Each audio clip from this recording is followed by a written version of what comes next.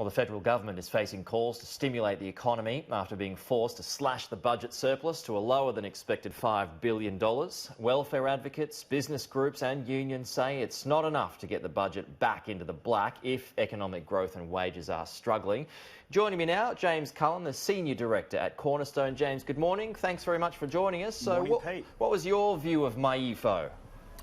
I think the two big takeouts, Pete, for me are the disconnect between MYEFO and the primacy of the surplus, which the government's maintaining, and actually what's happening in the real economy, with significant downgrades to growth, to economic growth, to wages, as well as higher unemployment. So the government's obviously really focusing on, in terms of economic management, on maintaining that surplus, but there's obviously some real challenges, brooding challenges in the economy that need to be addressed, hence those suggestions that you've flagged there from welfare groups and business groups, the need to boost productivity. You know, that disconnect's probably the main takeout, but also what's actually there in the MYEFO document is a significant watering down of the government's fiscal strategy, which actually does give the government room now to possibly stimulate, dare I say stimulate, which obviously has all sorts of political connotations for the government, but there's arguably a real need in the economy to get economic activity going, to increase business investment and, importantly, improve productivity as well. So that's something that's really buried there in the MYEFO text, but now it's really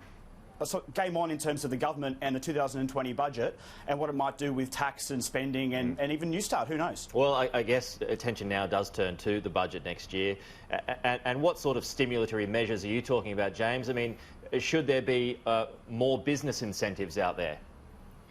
Yeah, I mean, some groups, Labor took to the last election a plan for an investment guarantee, and I've seen that some of the groups, the big business groups like ACCI and the BCA have been suggesting that those sorts of measures would be really focusing at trying to bring online new investment, which is exactly what we need. We saw in MYEFO yesterday a significant revision downwards of business investment numbers, so that's the kind of practical measure that we look to see from the government to bring on investment, to bring on jobs, rather than a broad-based cut-me-tax cut. Something which is really focusing on driving investment and jobs would be, I think, a really good measure for the coalition and totally keeping with its ideological drive to cut taxes and to limit red tape as well for business. So do you think that that would have more of a benefit to the surplus and to the economy out there, rather than bringing forward the second tranche of tax cuts, bearing in mind that the first tranche didn't work?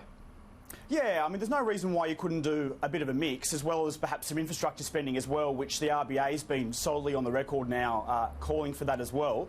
Yeah, I think an investment guarantee is a really targeted way to be able to drive investment and to actually reward businesses directly for investing. And that's a lot of the research and the modelling suggests that something like an investment guarantee is a really effective way to drive that. And let's be frank, we really need that. We saw yesterday, again, disappointing revisions on, downward revisions on economic growth and wages, and something like an investment guarantee will go some way to addressing some of those issues in the economy. There's just an article in the Sydney Morning Herald today, James, and there has been something of a shift in the budget strategy, according to the government. There had been a previous quote of, the government had promised to deliver surpluses of 1% of GDP as soon as possible, but that has since changed to sustainable surpluses of 1% of GDP when economic circumstances permit. Quite a shift there, isn't there?